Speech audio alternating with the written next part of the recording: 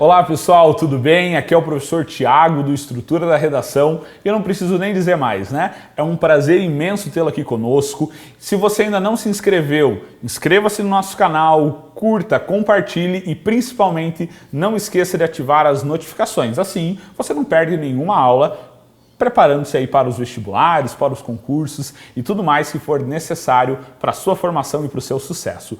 Hoje nós vamos dar sequência à nossa série da Universidade Federal do Paraná. Vamos falar um pouquinho sobre a carta, um gênero que é muito cobrado, não só na federal, como em universidades estaduais. A gente já vai comentar um pouquinho sobre essa repercussão, sobre todo esse impacto deste gênero.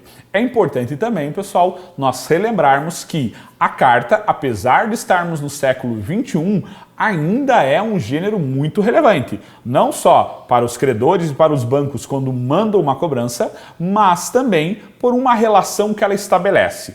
Mais importante hoje do que saber escrever um cabeçalho numa carta é entender que ela é um gênero que traz uma relação de diálogo, uma relação dialogal. Ou seja, a carta é o escritor dialogando de maneira direta com o seu interlocutor, com aquele que vai receber o texto. Então, sempre que eu pensar na carta, eu vou pensar nessa relação dialogal. Também vou ter que lembrar que eu tenho um leitor, alvo do meu texto, e um escritor, que no caso é você. Lembre-se também de que os pronomes de tratamento correto são bem importantes. Porém, como eu falei, a relação de diálogo, essa deve prevalecer. Ele vai falar também um pouquinho sobre os pronomes de tratamento e como usá-los de maneira adequada. Já digo para vocês, você não precisa saber todos os pronomes de tratamento. Basta saber usar um ou outro ali com uma forma mais respeitosa, já é suficiente para a produção do seu texto.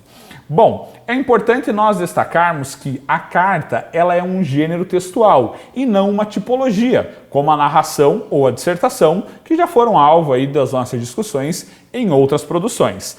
Apesar de ser um gênero, a carta serve de base para outros gêneros. Olha que interessante.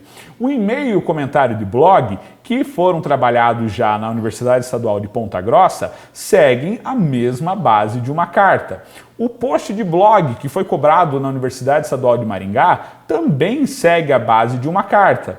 O discurso público e o abaixo-assinado, cobrados na Unicamp, também seguem a base de uma carta. E aí a pegadinha, a base da carta é um diálogo. Eu converso com o alvo do meu texto, no caso o leitor, que pode assumir papéis sociais dos mais variados, dos mais distintos. Para isso, vamos relembrar um pouquinho lá de estrutura básica. A gente está acostumado a falar de carta, lembrar lá da primeira série do Fundamental, Curitiba, 29 de fevereiro de 2020.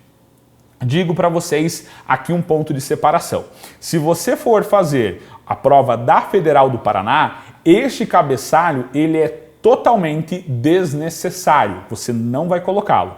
Se você for fazer uma dessas universidades que eu citei ou outra universidade estadual que cobre a carta, o cabeçalho é obrigatório. Nós vamos dispensá-lo na federal daqui, nas outras universidades a gente mantém o cabeçalho conforme a cidade, aí você vai obviamente saber a localização em que você está inserido. Segundo ponto, nós vamos para o vocativo. O vocativo, segundo a gramática normativa, é o ser com o qual eu estabeleço um diálogo dentro da minha produção. Ou seja, dentro do meu texto, é com alguém que eu estou dialogando. Por regra, o vocativo sempre tem que aparecer isolado por pontuação. Sabe quando você manda aquela mensagem lá no WhatsApp, manda lá bom dia, amor, bom dia amigo, bom dia mãe, esse bom dia, vírgula, mãe, amor, amigo, porque você está isolando e tem que isolar o ser com o qual você está estabelecendo uma relação de diálogo. Quando eu olho para a carta, a gente tem aqui alguns modelos um pouco padronizados. Leitores do jornal, editor do jornal, autoridades competentes, diretor de empresa, carta-resposta ou carta aberta. Não interessa se é uma carta de reclamação, se é uma carta-resposta ou uma carta aberta. O princípio, e a gente sempre fala de princípio, a estrutura continua sendo rigorosamente a mesma estrutura. Muda o objetivo, muda a intencionalidade do meu texto.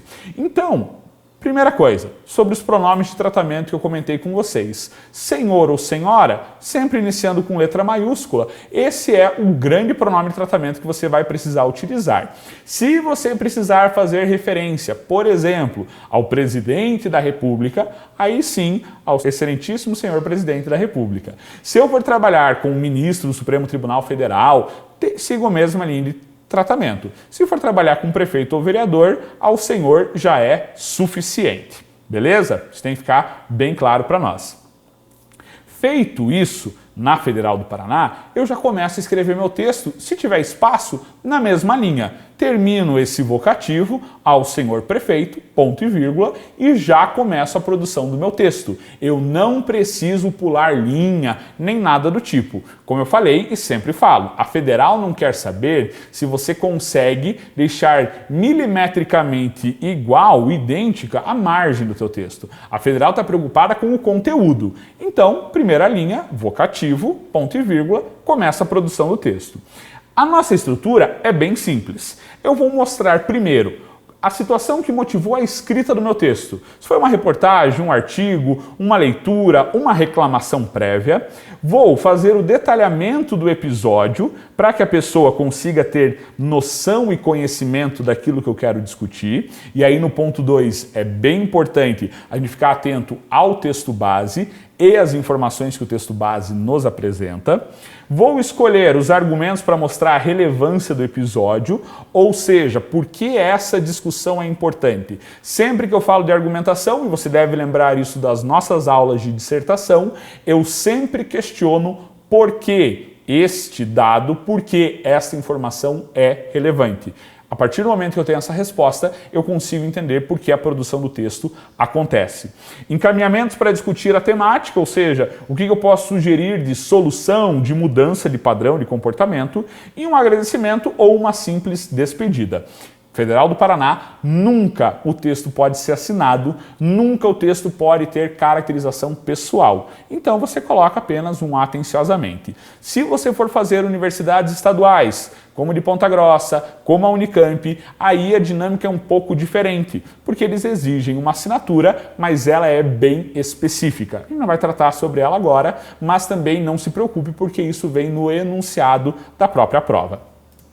Eu trouxe para vocês um texto da revista Veja, que faz parte de uma carta deles. E cada uma dessas partes tem a ver com a nossa estrutura, tem a ver com o nosso esquema. Nós vamos fazer a leitura de cada parte e eu comento o que isso tem a ver com a nossa estrutura.